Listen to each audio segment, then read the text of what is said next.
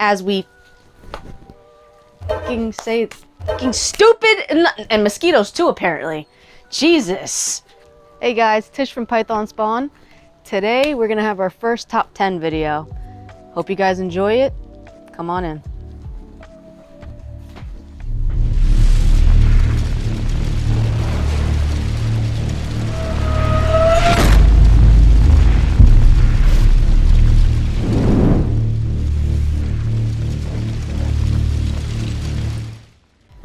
Okay guys, so this week we have one of our first top 10 video on the most essential things for your reptile room.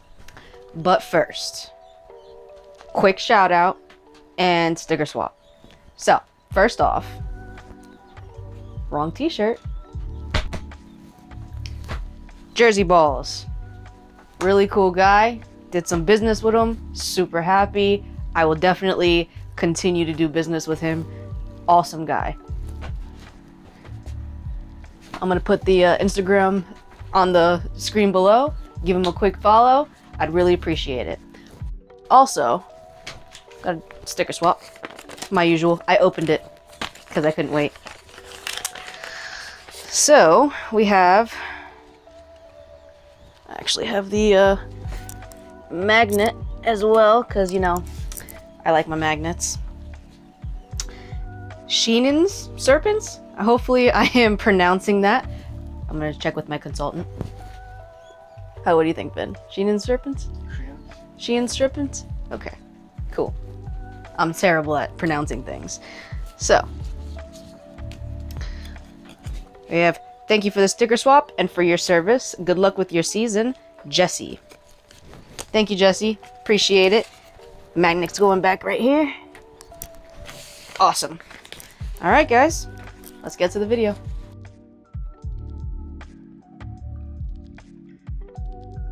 All right, guys, number 10. I need these. So this really does depend on where you are. I have a shed outside in my backyard. So, number 10, fly ribbon and or bug zappers. So this system is for the gnats. The stupid little tiny itty bitty gnats. Yeah, that's what that's for. I highly recommend this. So pretty much what this is, if you know any old school people, this is what they use. You just pop this out and it's just a big string about that big of sticky tape. These things, I don't know what it does, but the flies go right to it. Amazing.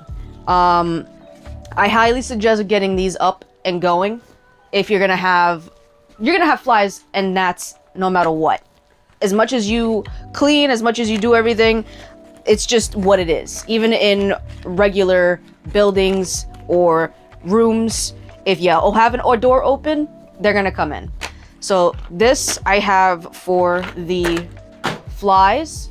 This system, which you can buy on Amazon, I have for the gnats, and then the zapper. As you can see here at the window, they like to get through the window, so I have the sticky tape right at the entrance of the window. I highly recommend this, guys. Like, for any newbie that doesn't know that these little creatures come in no matter what you do, this is the stuff, man. This is the stuff. This I highly recommend, and I'm telling you, this is like $3 or $4 at Walmart. It's like what, 10 pack? You can get them in bulk on Amazon. Like, you're gonna need so many of these. The only sucky part is, if you're short, you don't have a problem. If you're tall, it's coming to like right here and everybody hits their head. So everybody always complains when they come in here. It don't bother me, but you know, it is what it is. All right, number 9. As we fucking say fucking stupid and mosquitoes too, apparently. Jesus. Number 9. Very important. Deli cups and bins. So this is mostly when you're packaging your animals, when you're weighing your animals, and when you're cleaning tubs. So like me, I don't have any extra rack space. Everything is taken. So I don't have a space when I'm cleaning snakes to put into another bin while I'm cleaning it. So what I do is I will put it into a container that has holes, which, by the way, I will show you what that is, but it's a soldering iron. I put it in the link below. Makes these little perfect holes in these bins so that they can breathe for as long as you're cleaning your stuff. Different containers for shipping. So I would put something as big as like 300 grams into this when I ship, or when I'm changing things out as well. Same thing with these deli cups. A hatchling will go into this when I ship, and they already have pre-made holes in them. As you can see, pre-made holes so they can breathe. So what I do is I'll either put some bedding in here, or I'll put paper towel and wet it with a little bit of water, spray some water on it. The reason I put these two together is because it's a container is a container is a container. So when I weigh hatchlings, I will put that down, let that go to 0, scale out the container. So this is great for like hatchlings to 200-300 grams. But when you get them a little bigger, like moms that I end up weighing after they lay eggs, you're gonna need a bigger container, obviously. So you'll put it on there, weigh it out, and then you can weigh a bigger snake. Obviously get a bigger scale as well. I'm getting one this weekend. Going to the Hamburg Expo. That's next week's video. Stay tuned for that. And then the last container that I use, and they have different sizes of this, soaking. As much as you want your snakes to shed out perfectly, it doesn't always happen. So a container that will soak your snake in this stuff, or just water, warm water, or the electrolyte soak for reptiles. You just put warm water in there. Make sure you use your heat gun. Let's see if I can find it. It's somewhere. I don't know where I put it because I was just using it. Anyway, so I'll put a description below. But make sure you have the heat gun. Make sure make sure the temperature is good for the snake. But always have the right container for soaking your snakes. That's number 9, guys. Okay, guys, number 8. As basic as it gets: paper towels, spray bottle, and disinfectant. I use F10, the Veterinary Disinfectant. Super safe for your animals. I've literally had this for a year. Look how much is this? I don't even know how much is in here. 6.2 ounces, or no, 6.8 ounces. I have, can you see that? I haven't even like gone halfway yet. It's over a year. It's a year and a half. It's expensive for your first buy, but it's worth it. It'll last you years. So I highly suggest you get this. I got this from Reptile Basics or Amazon. I'll put both links. So definitely suggest F10. Regular spray bottle, I suggest one that has, you could always put like a piece of tape and put it on there, but it has like the contents in the bottle. So I have these for water, for F10, and for preventative mite spray. So super easy. It's like $2 at Walmart or Home Depot. And I can't stress this enough, guys. Paper towels, paper towels, paper towels. I use this from lining the hatchling bins to cleaning to packaging the animals. I mean, I use so much freaking paper towels. It's insane. It's really important to have this stuff, guys. Any newbie, this is the first thing you should get before you even get the snake. And like, obviously this applies for everything. Containers and all that. Caging, lighting. But this stuff, you need it all. You need the paper towels, you need the spray bottle, and you need the F10 or an equivalent disinfectant. Yes. Okay, guys. Number 7. Flashlight. Very simple, very basic. This was my work flashlight, but it is no longer my work flashlight. It is now my reptile flashlight. I use this for candling eggs, and it's always good to have a flashlight as an emergency. I always have one. I think I have 3 in this building right now. And this one I like the most for candling because it's smaller, but flashlight, guys. Always keep a flashlight. Even if you don't candle your eggs and you go, you know, how they lay is how they stay, I still suggest you have a flashlight as a backup. Just in case an egg rolls or anything like that, have a flashlight. Really important, guys. Number 6. There's going to be a lot of people to disagree with me, but I am who I am. I choose to do things my own way. If you're a newbie and you're afraid of snakes, you have your own snake, or you're still getting comfortable with your snake, they get defensive, guys. They get feisty. A good way to stop them from being feisty or get out of food mode is a hook. So, I have 3 different types of hooks. This one, which is almost as tall as me, it's probably like 49 inches. I'm 59 inches. And this is for when they are so bad that I can't even get near them, which I've had before. I've had really aggressive feeders. Some of these, like this het pied right here, she plays no jokes.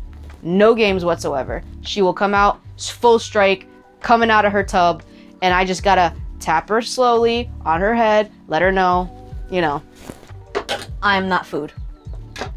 This is for a normal one, really small. Actually, it's the medium size, but really small. I'll use these for my adults. Just to, like I said, just tap them on the head, just so that they know I'm not food, and they calm down pretty easily. I guess they just get used to it, from what I see. Once they feel the type of material it is, they calm down like that. I personally use hooks. I know a lot of people don't. I do. And then you have... Yes, I do it for hatchlings too. As much as everybody makes fun of me, I don't like getting bit. And I also use this for my ASFs. So my ASFs are not the nicest things in the world. They will try to jump out and bite me.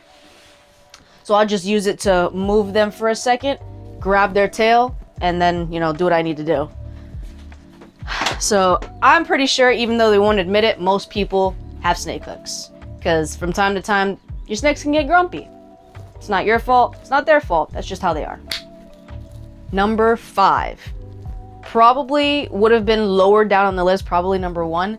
But a lot of people have this in their house. Like, it's just how it is in their house. I have a different facility. I have a shed in the backyard. So, number 5, fans, air condition, heat. As simple as it is, you need it. I have my 2 fans that circulate the air in the room. The air conditioner that I turned off for the purposes of the video stays in 79-degree weather at all times. So it's like, no matter how hot it is in here, it'll turn on and it'll keep to 79. So my room at all times is 79 to 80. Then I have an electric baseboard heater for the winters.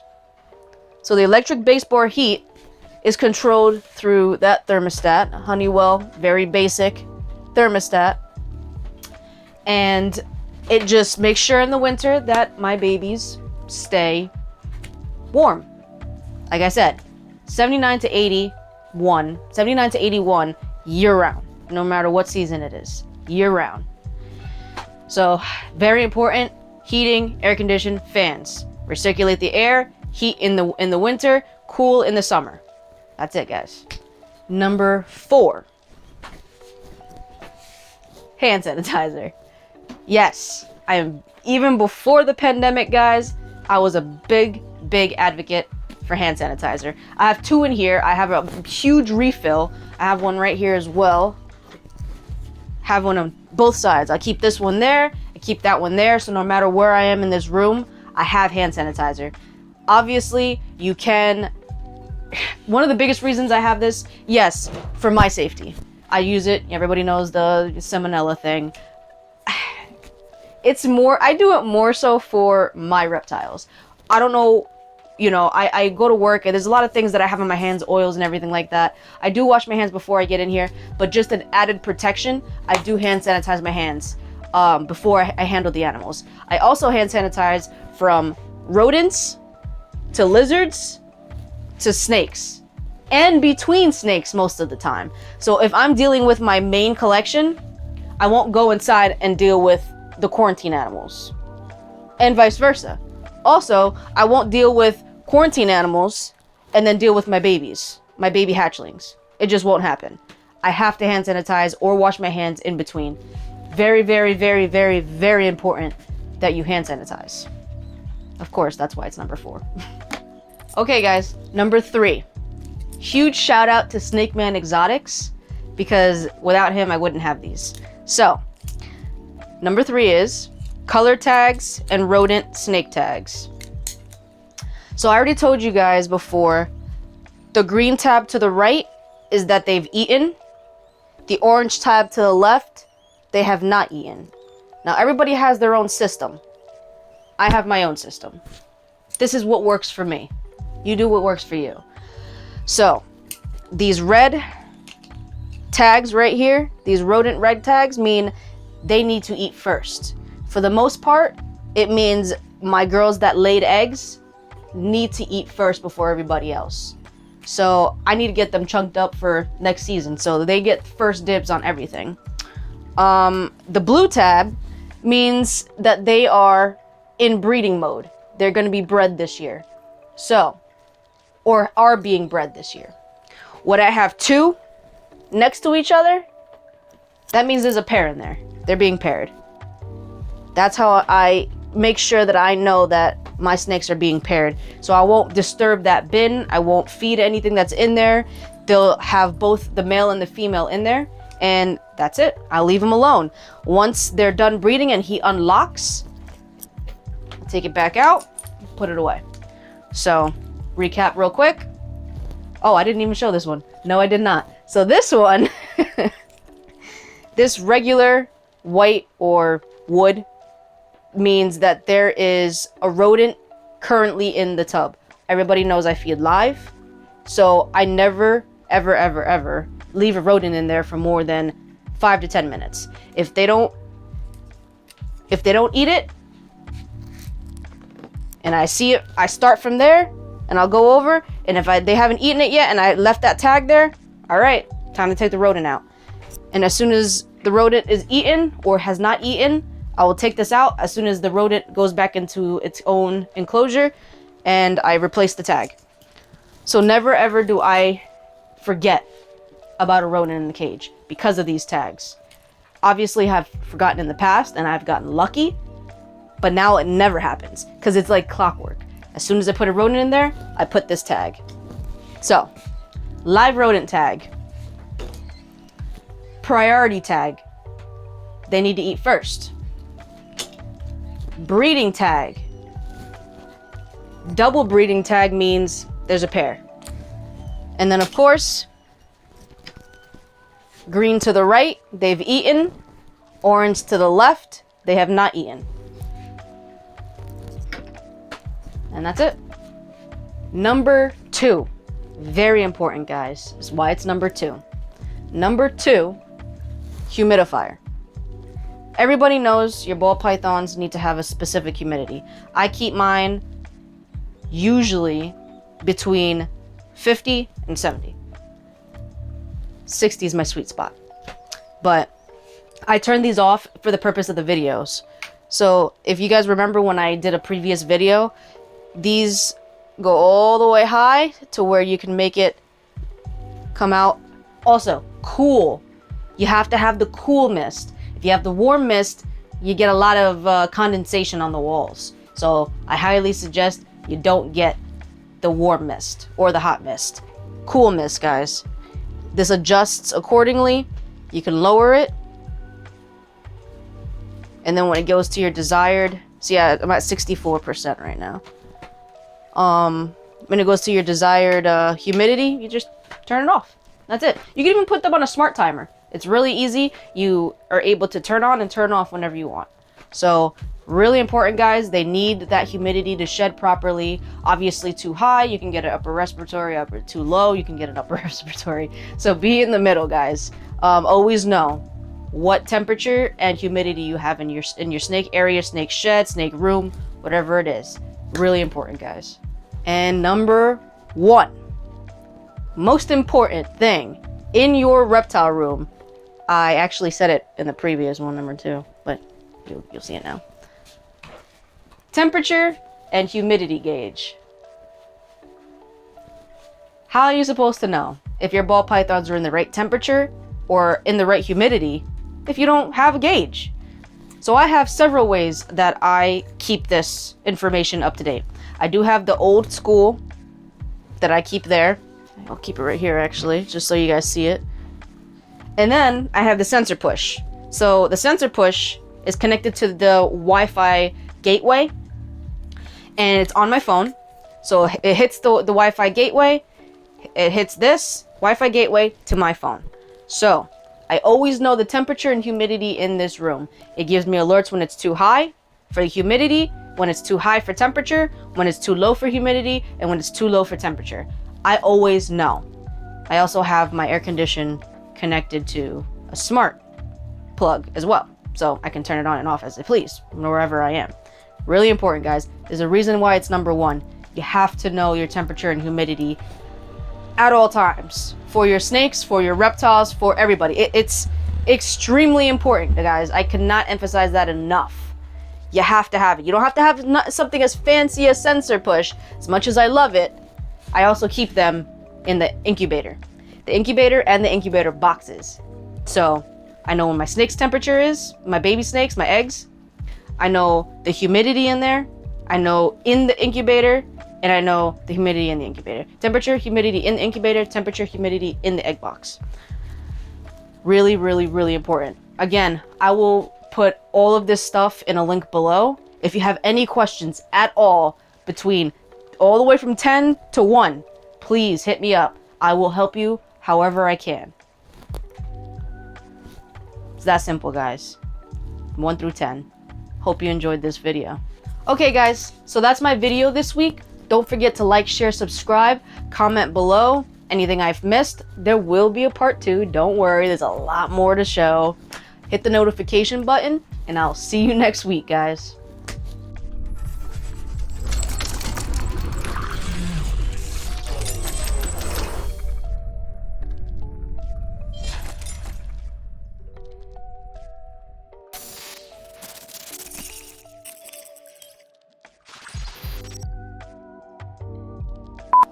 Marker.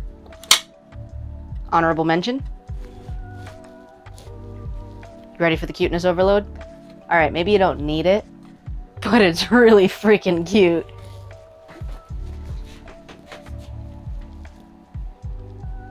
I mean, tiny hats, tiny snake, I think it's pretty necessary. Yeah, it's pretty necessary.